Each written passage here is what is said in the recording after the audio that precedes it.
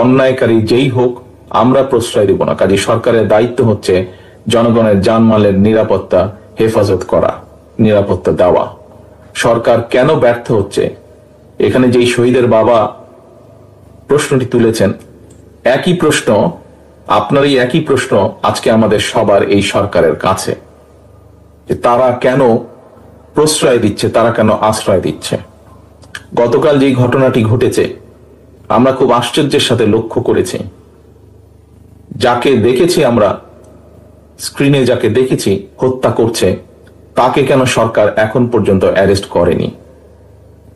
আমরা কি তাহলে দলে নিব যে যারা বিভিন্নভাবে মব সৃষ্টি করে একটি পরিস্থিতি তৈরি করতে যাচ্ছে, সেখানে সরকারের কোনো প্রচ্ছন্ন কোনো প্রশ্রয় আছে, প্রশাসনের কোনো প্রশ্রয় আছে, প্রশাসনের কারো কারো কোনো প্রশ্রয় আছে, সেটিকে আমরা তাহলে ধরে নেব?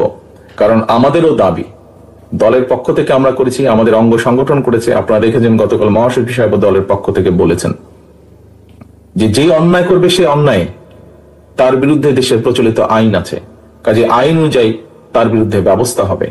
অন্যায়কারী কখনো কারোর কোনো দলের লোক হতে পারে না। কাজেই এই আপনার যেই প্রশ্ন, এই প্রশ্ন আমাদেরও, এই প্রশ্ন অন্তর্বর্তীকালীন সরকারের কাছে আমাদের, এই প্রশ্ন সমগ্র বাংলাদেশের মানুষের। আমরা দেখেছি বিভিন্ন জায়গায় বিভিন্ন কিছু হচ্ছে এবং আমরা খুব ভালো করে খেয়াল করছি কারা একটি সুস্থ স্বাভাবিক পরিবেশকে বাধাগ্রস্ত করতে চাইছে।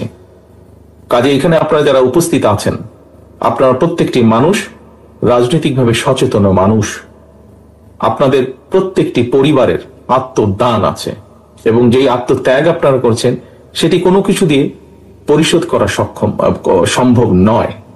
কাজে আপনাদের সকলের কাছে আমার প্রশ্ন, আপনারা জোর গলায় প্রশ্ন তুলুন, কারা আপনাদের যেই স্বজনরা আত্মত্যাগ করেছে তাদের বিচার কেন আজ পর্যন্ত বিলম্বিত হচ্ছে? কারা মব সৃষ্টি করে বিলম্বিত করতে চাইছে? কারা এই সকল হত্যাকাণ্ড?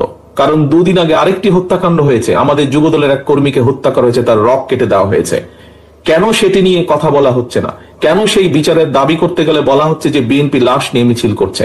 এই প্রশ্নের জবাবগুলো আজকে আমাদের সবাইকে খুঁজতে হবে, কারণ এই প্রশ্নের জবাবগুলোর সাথে বাংলাদেশের অস্তিত্বের সম্পর্ক রয়েছে, বাংলাদেশের মানুষের অস্তিত্বের সম্পর্ক রয়েছে।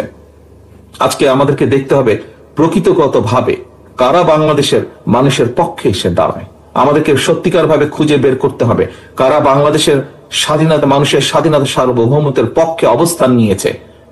আজ